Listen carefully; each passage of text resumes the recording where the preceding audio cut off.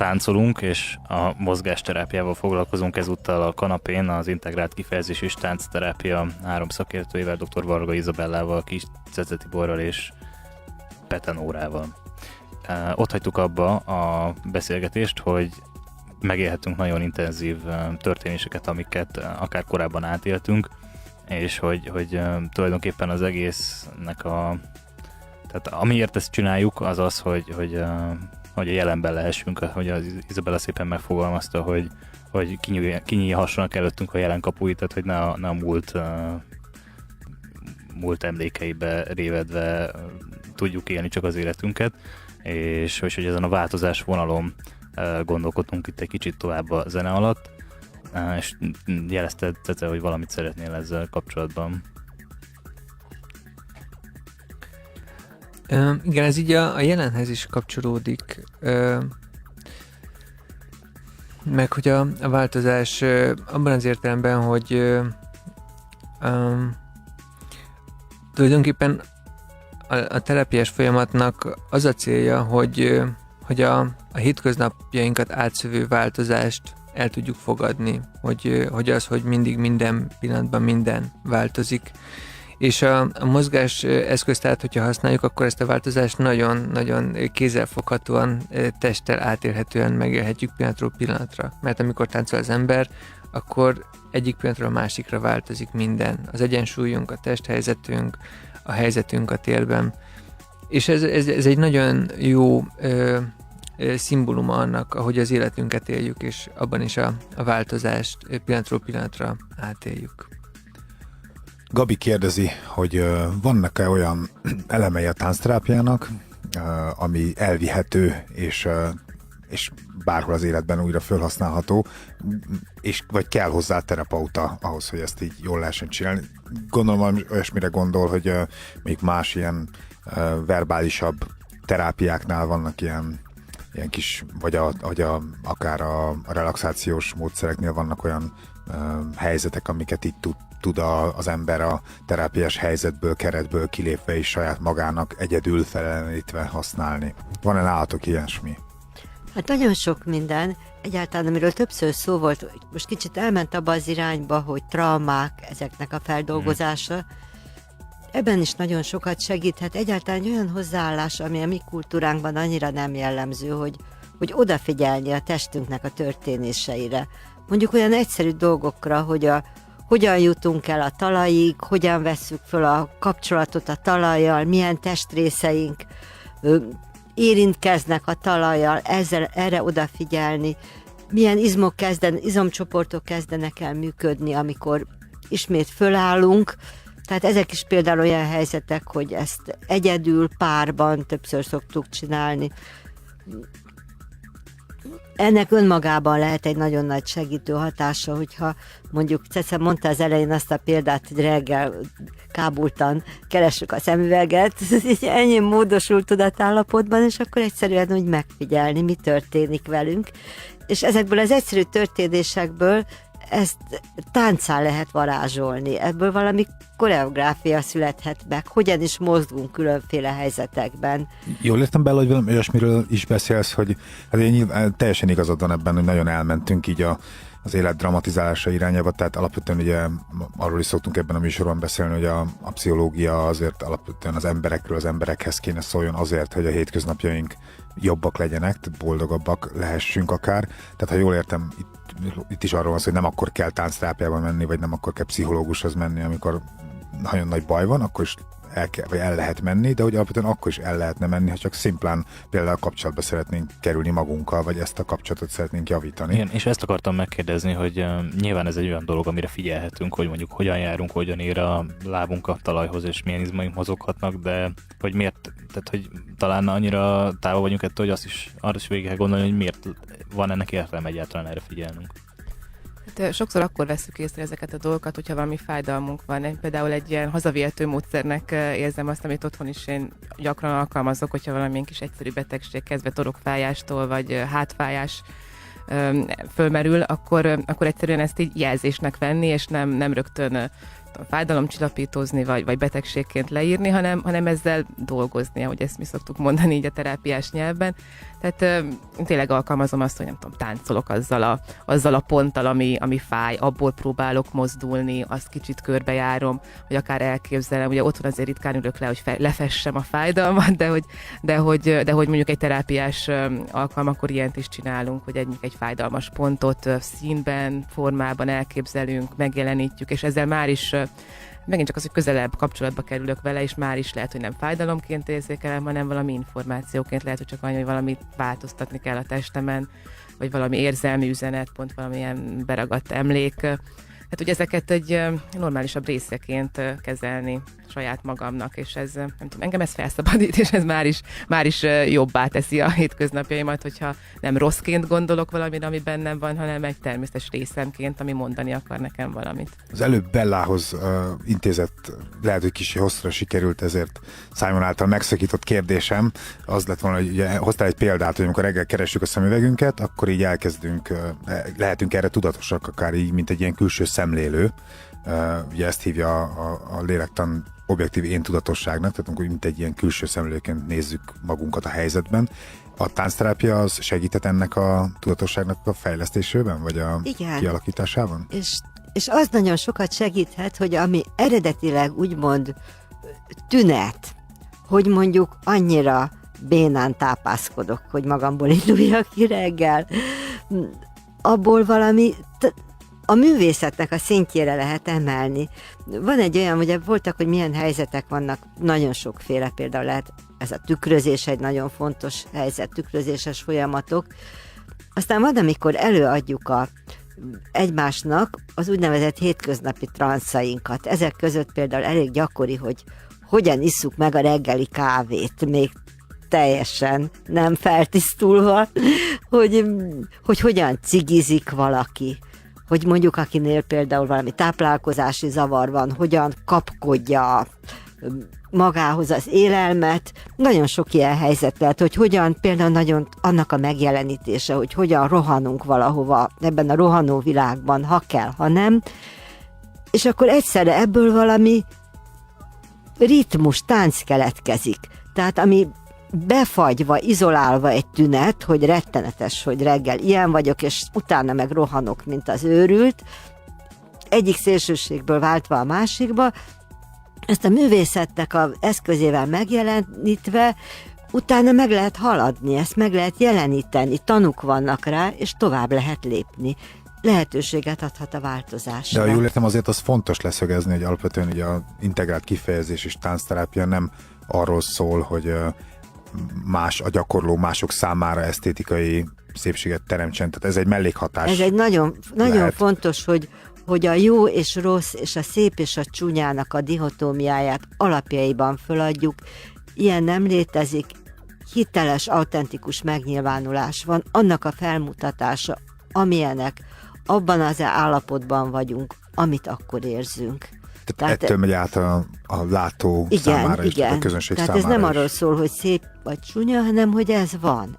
Ennek a megjelenítése a művészetnek a eszköztárával. Talán ebben segíthet elfogadni is ezt magunknak, mert hogy ugye említetted a saját példádat, ezt a reggeli tápászkodást, azt átformálni egy olyan mozgássorrá, vagy úgy bemutatni, hogy ez számodra is komfortos legyen, és jól érezd magadat benne, és a közönség számára is egy ilyen nagyon emberi motívum legyen, ehhez kell az, hogy te ezt elfogad, hogy ez így van, igen, és se nem több, és se nem kevesebb. És akkor esetleg reggel nem a neki keseredés van, hanem valamit meg tudok tenni, tovább tudok lépni.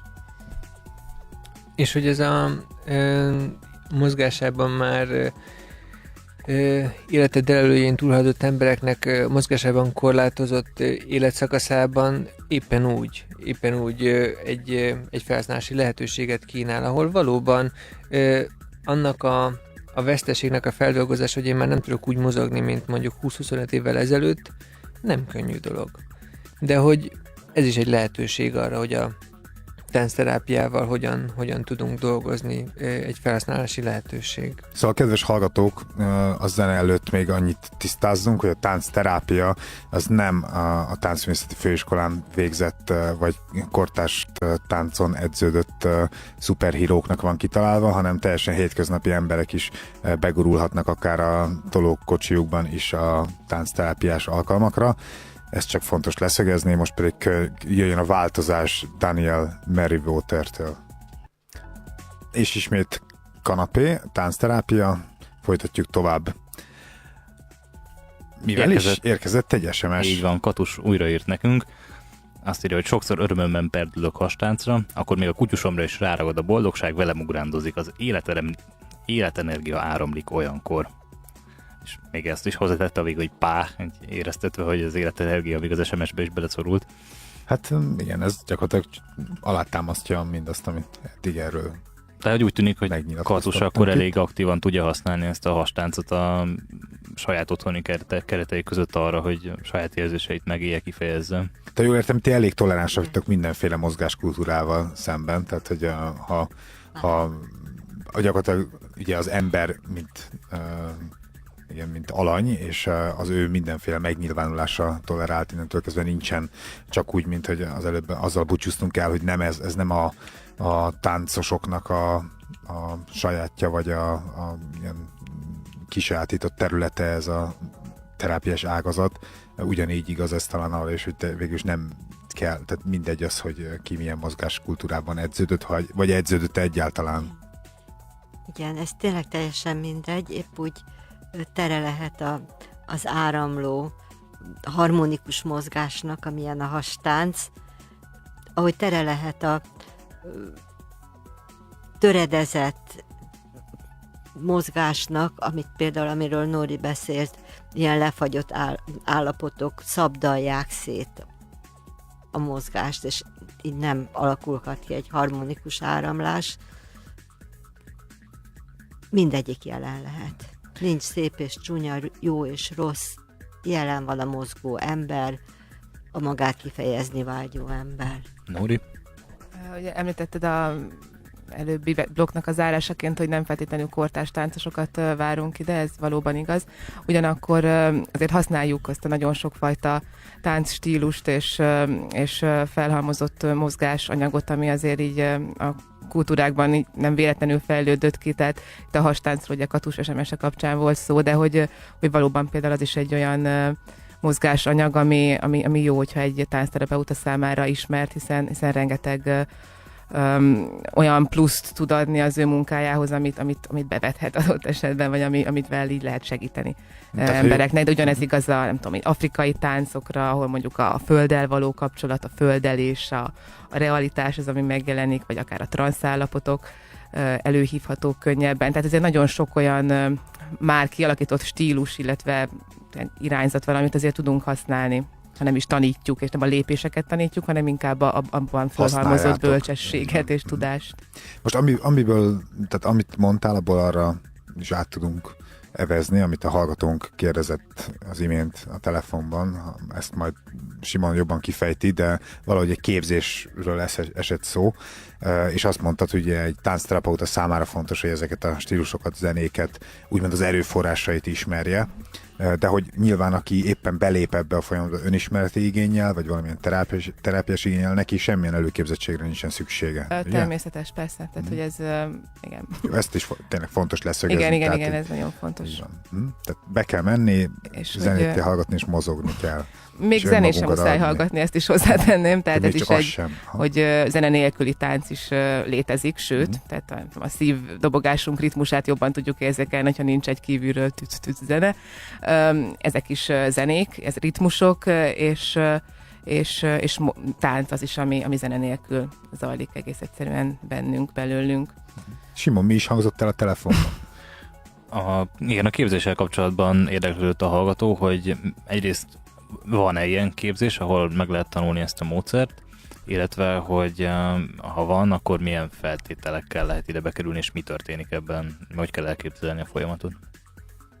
Létezik integrált kifejezés és táncterápiás képzés. mégpedig konkrétan itt Budapesten. www.táncterápia.com. Igen. Előfeltétel, ahogy erről az előbb már szintén volt, ilyen előzetes tánctudás, vagy mozgáskultúrábeli tudás nincsen. Mindezonáltal, mint minden terápiás módszernél bizonyos életkor, bizonyos érettség szükséges ehhez. Magának a képzésnek az elkezdéséhez jelen pillanatban a mi rendszerünk szerint minimum 18 év, minimum érettségi szükséges. Nagyon szerencsés, hogyha valakinek van valamilyen segítő szakmára vonatkozó, vagy pedagógiai végzettsége, egyetemi diplomája, amire épülhet, illetve amely szakmának a keretein belül tudja az integrált kifejezés és táncterápia eszközrendszerét felhasználni. És hogy néz ki ez a folyamat? Mit kell elképzelni? Mi történik ott a képzésbe belépővel? Saját élményű képzésről van szó, ami azt jelenti, hogy az első időszak az kifejezetten ez a fajta önismeret, illetve terápiás munka, amit Gábor is említett az előbb, és erre a sok-sok elmélyülő, önmagunkra vonatkozó tudásra és tapasztalatra épül aztán egyre hangsúlyosabban a módszertan, illetve az elmélet. Jó, hát talán ennyi elég. Előjáróban esetleg, hogyha a hallgatónak még van ez kérdése, az bátran. Igen? Annyit azért szeretnék mondani, hogy ez azért idő, 4 év önmagában ez a képzési folyamat, és aztán még szupervíziós időszak, tehát mint minden terápiás képzésben azért ilyen 5-6-7-8 évben lehet gondolkodni, amíg az ember teljesen egy ilyen terápiás folyamatban kiképződik. Hát ugye beszéltünk már ennek az adásnak a folyamán is arról, hogy a változás az nem feltétlenül hamar, és meg kell érte dolgozni. Ez egy olyan folyamat, amiben azért az ember elég teret kap ahhoz, hogy elég mély változásokon menjen keresztül, úgyhogy ez valóban idő kell. És ez valóban nem csak erre a módszerre jellemző, hanem általában is. De ha esetleg még maradt kérdés benned, akkor bátran tedd fel az 55 55 98 6-on, vagy a 0620 998 986 6-on, illetve a rádiókafé.hu-t is nézzük még egészen éjfélig, és szerintem muzsikáljunk egyet, és akkor utána beszéljünk arról, hogy kik azok, vagy van-e olyan korcsoport, akinek ajánlhatjuk, van-e, aki kiesik ebből a módszerből. Akkor hát szóljon a Quit It! Itt a kanapén ismét. Avval hagytuk abba, hogy Simon feltette a kérdést, hogy mely célcsoportokkal tudunk ugye az IKT módszertanával foglalkozni, és hát ehhez kapcsolódva emlékeimből felidézve Cece említette, hogy akár egy idősebb, a mai politikai korrekt korszakban szépkorúnak nevezett célcsoporttal is lehetne dolgozni akár, és lehet, akiknek már a mozgása nem olyan aktív, vagy hát nem tudják olyan jól átültetni a fizikai valóságba azt, ami belül megjelenik. Ez azért nagyon fontos, mert ugye eddig is mindig ebben műsorban többször jeleztük, hogy a kifejezés és táncterápia nem arról szól, hogy nagyon fitnek és tökéletesnek kell lenni, nem kell semmilyen előképzettség hozzá, egyszerűen magunkat kell adni. És emlékeim szerint a ti képzésetek, tehát a 4 éves képzés, az végigvonul az életen, a születéstől a meghalásig. Igazam van ebben? Igen, a második évnek döntően tematika. Jó. Az életútnak a végigkísérése, a fogantatásig, egészen a halálig, az élet kritikus szakaszainak a megélése, és amilyen csoportokkal a kollégák dolgoztak, kisgyerekekkel, egészen az egész kiskortól, óvodáskorig, van olyan kolléganő, aki kamaszokkal dolgozik, csinál csoportokat. Most szerveződik egy csoport idősebbek számára az a címmel, hogy az élet tánca túl a delelőn. Vagy hallottam tisztán női csoportról is, ahol a nőiességgel... Van olyan a női csoport, igen, amit táplálkozási zavarok, dolgoztunk mozgássérültekkel is. Van esetleg olyan kontraindikáció, tehát olyan kör, akiknek nem ajánlotta ez a módszer? Hát azt hiszem, hogy nincs, de azt mindig meg kell találni, hogy hát mi alakítsuk ki azokat a kereteket, amik az adott csoportnak megfelelnek, és azt a tematikát, azt a megközelítésmódot. És ez mindig egy interaktív dolog, szóval nem úgy van, hogy ezek és ezek a helyzetek vannak, és eszi, nem eszi, ez történik, hanem kísérve a csoporttörténéseket, az egyéneknek a történéseit, kínálunk fel különböző helyzeteket. Igen, csak így annyit szeretnék ehhez hozzáfűzni, hogy ez nagyjából azt jelenti, hogy a táncterápiás eszköztárból mást húzunk elő akkor, amikor mondjuk pszichiátrián, pszichotikusokkal dolgozunk, mint amikor óvodában, óvodás gyerekekkel. Igen, ezt a kérdést akartam én is föltenni neked, hogy hallottam, vagy olvastam én is azt hiszem egy cikket annó erről, hogy talán valahol külföldön is egy hölgy dolgozott pszichotikusokkal a táncterápia módszerével. De ezek szerint akkor lehet, hogy már ti is... Nem kell annyira messzire menni, nem magunkat akarom példaképpen hozni, de Magyarországon vannak kollégák, akik pszichiátrián mozgással dolgoznak jelen pillanatban, és olyan, akik konkrétan az integrált kifejezés és táncterápia módszerével dolgoznak, olyanról jelen pillanatban Magyarországon nem tudok, Németországban tudok ilyenről, viszont vannak Magyarországon más mozgástáncterápiás módszerben képződött emberek, és közöttük olyanok, akik pszichiátrián is dolgoznak. Mert hogy van egy elég szépen formálódó magyar táncterápiás közösség, ugye, ami nem csak az IKT-ből áll, hanem vannak már más számos olyan szakember, aki ebben a módszertanban a mozgással dolgozik. Ez így van. Létezik egy egyesület, ez a neve, hogy Magyar Mozgás és Táncterápiás Egyesület, és ebben az egyesületben egyrészt különféle mozgás és táncterápiás módszereknek a szakemberei vannak együtt, másrészt testtudati módszerek szakemberei. Itt a testtudat szó eddig még nem hangzott el, pedig már többször kínálta magát a lehetőség. A testtudat az egy ilyen speciális kifejezés, de azt hiszem, azt a fogalmat szeretném megragadni, amiről eddig már többször beszéltünk. Egy olyasfajta érzékenyedés a saját testünk állapotaira, érzéseire, érzeteire, ami lehetővé teszi azt, hogy a aktívabb, folyamatos kapcsolatban legyünk a érzéseinkkel, működésünkkel? Igen, most itt nem tudom befejezni ezt a mondatot. Gondolkozom. Mondanám, hogy mozog le, de itt ez sajnos nem sokat segít. Nem baj, hát előfordul, és pont erről szól ez a történet, hogy mozogni, egy mozgást befejezni lényegesen egyszerűbb, mint néha egy mondatot. Nagyon emberi. Annyit még, hogy ha valakit érdekelne a Magyar Mozgás és Táncterápiás Egyesület, és el szeretne mélyedni erről az egyesületről szerezhető információkban, akkor ezt a táncterápia.net-en megteheti, és az IKT-ról pedig a táncterápia.com-on tájékozódhat. Említetted, hogy a testtudatossággal dolgozó kollégák, ha jól értettem, akkor talán ez lehet az egyik különbség amellett, hogy nevetekben is szerepel ez az integrált eszköztár, hogy most ha a két módszernek a súlypontjait nézzük, akkor miben tértek el, meg akár mi az, ami közös?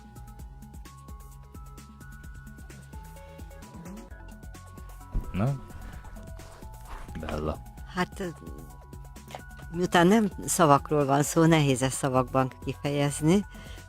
Azt kell mondani, és ez mindig olyan öröm. Most éppen ahonnan jövünk, most volt a Magyar Mozgás és Táncterápiás Egyesületnek az éves közgyűlése, ahol egy nagyon kreatív együttgondolkodás volt, különféle perspektívákkal, megközelítésmódokkal dolgozó kollégák között. De ilyenkor nem csak beszélgettek, ugye? Ez most olyan volt, amikor beszéltünk, mert dolgokat így helyre kellett tenni, hogy különféle dolgokban szavazni kellett, tehát ez most éppen egy olyan volt. De van olyan, hogy ilyen rituálékkal kezdtek, mint ami annyira jellemző ezekre a... Hát ezeken a közgyűléseken talán nem annyira, de az a lényeg, hogy tényleg azt lehet mondani, hogy egy igazán egymást inspiráló légkör alakult ki.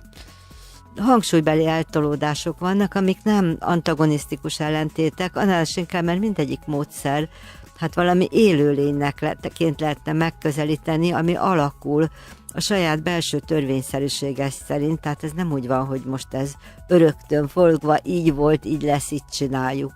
Perspektívában, amit mi nagyon hangsúlyosan mondunk, hogy mindenféle kifejezéseszközt használunk, építünk arra az úgynevezett kreatív körfolyamatokra, hogy ezek egymásba fordíthatók. Tehát a mozgásból születhet egy képi kifejezés, a képből ismét mozdulat, a mozdulatból szó, tehát ezeknek mind egymásba fordítóak. Vagy egy installáció, igen, amiről még nem is beszéltünk. Szóval bármilyen kifejezési eszközt használunk, talán a legprogramszerűbben ezt mi valljuk.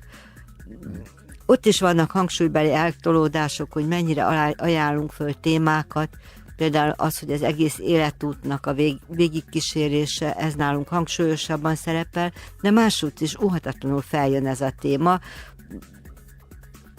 Vannak belső vitáink is, tehát ez nem úgy van, hogy mint a pártban, hogy IKT, most mindenki ezt mondja, aki IKT, és annak ezt kell mondani, nagyon sok belső szakmai vitáink vannak, amik előbbre vívőek. Hát, hogy most mikor legyen egy téma fölkínálva, mikor legyen csak egy teljesen szabad, interaktív csoport, tehát itt vannak hangsúlybeli különbségek. Hát ebben a műsorban sokat beszéltünk már a konstruktivizmusról, ugye arról a filozófiai irányzatról, hogy egy valóság van, de ezt nagyon sokféleképpen látjuk mi emberek, pontosan annyian, ahányan emberek mi vagyunk ezen a földön. Így hát érthető az is, hogy ennyire különböznek a táncterápiás megközelítések bizonyos elemeiben. Egy fontos dologról beszélünk még majd, mielőtt, mikor visszatérünk a zenéről, mielőtt befejezzük a műsort, a rituálékról, ami az IKT-nek a módszertanán annyira jellemző, és van egy nagyon fontos elem, így a műsor végére időzítve minden év végén tartotok egy olyan ünnepséget, ahol ezek a rituálék hangsúlyt kapnak. Most viszont következzen a Sea Lion Woman Face-től. Lassan a végtánchoz érkezünk, 5 percünk maradt az adásból, úgyhogy ha még van kérdésetek, akkor SMS-ben gyorsan föl tudjátok tenni, vagy e-mailben, ezt még meg tudjuk válaszolni. És ígértünk, mit is ígértünk? Hát a www.táncterapia.com-on elérhető IKT módszertanában igen fontos szerepet elfoglaló rituálékról beszélgessünk még egy kicsit. Azt ígértem, hogy az év végén, ugye a műsor végén az évvégi rituálitokkal fogunk egy picit foglalkozni. Hogy is néz ez ki?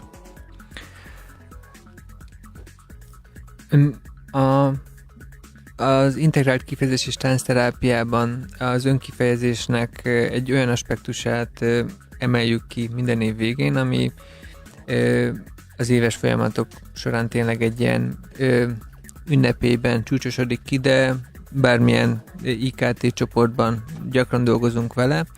Ez pedig a különféle színházi módszereknek az alkalmazása, amikor is valamilyen előadást rögtönzünk, általában ezek nem olyan helyzetek, amelyeket elpróbálunk, begyakorlunk, hanem többnyire improvizatív előadások, ahol nagyon fontos egy olyan térben bemutatott performance, valamilyen előadás, amelynek van egy közönsége. Bella beszélt erről az önkifejezés és az önkifejezés befogadásának a párosa, amelyek együtt járnak és együtt nagyon fontosak. Egy ilyen szólóest, ez valójában egy szólóest, ami szokott lenni nekünk így évvégenként, úgy alakul, hogy meghívott vendégek előtt a csoport zárt kapui kitárulnak. Egyébként ez egy zárt csoportterápiás folyamat, de az év végén van egy alkalom, egy ilyen este, egy ilyen ünnepély, amikor meghívunk barátokat, szoros kapcsolatokat. Ez nem egy mindenki számára nyitott alkalom. Tehát családot akár. Családot, szorosabb barátokat, párt, igen. Akik a nézőközönség lesznek egy színházi estére, de hogy ez egy olyan színházi este, ahol a műsoron a csoporttagok vannak. És a színpadot is ők alakítják ki, ugye? Egy közös munka során. Igen, ezt úgy kell elképzelni, hogy ugyanabban például egy tornateremben, vagy egy táncstúdióban, ahol az egész terápiás folyamat zajlik, azt alakítják át színpadi, színházi térré egy ilyen estére, függönnyel, padokkal, széksorokkal, színpadi térrel, és megfelelő világítással, és rövid szóló előadások történnek, amelyekben minden egyes résztvevő megmutat magából valami fontosat, valami személyeset, valamit, ami megéled benne, akár a terápiás folyamat hatására, és amit most már fel tud vállalni, és ki tud vinni a világba. És ezáltal egy picit elősegítitek azt, hogy az egyén, a gyakorló, aki a terápiás térben védetten létezik, integrálódhasson az élet terébe, azok közé, az emberek közé, akikkel él. Pontosan ugye ez volt a kérdésetek korábban, hogy mit lehet innen hazavinni.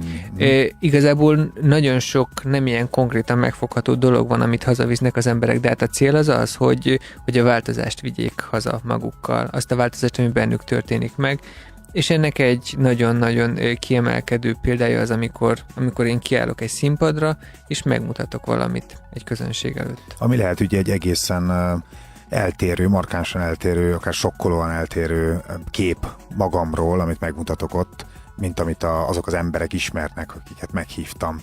És azt gondolom, hogy ez egy ilyen nagyon nagy erőt hordoz, és nagyon nagy lehetőséget is. Azt gondolom, hogy azért beszélünk most erről, mert hogy erről neked is van egy intenzív élményed, de valóban azt kell mondjam, hogy ez egyfajta beavatás, egy ilyen szólóest.